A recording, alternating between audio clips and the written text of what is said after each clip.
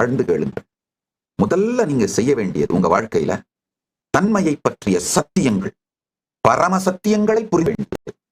உங்களுக்குள்ள நான் நான் என்று போதும் உயிர்ப்போடு இருக்கின்ற சுத்த தன்மை, சுத்தமான அந்த நான் என்கின்ற உணர்வு, அதாவது உங்க உடலோட அசோசியேட். நான் இந்த உடம்பு, நீங்க இந்த உடம்புங்கிறதே மற்றவங்க உங்களுக்கு சொல்லிக் கொடுக்கறதுங்கய்யா.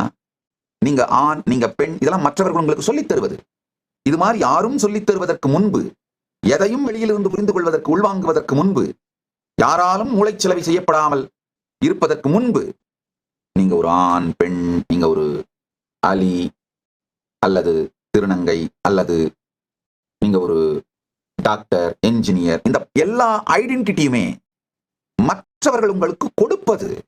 ஐடென்டிட்டி எல்லாம் எதுவும் இல்லாமல் சுத்தமான நான் என்கின்ற அந்த தன்மை, உங்களுக்குள் அந்த நான் என்கின்ற தன்மை, பரமசிவ பரம்பொருளின் இருப்பு,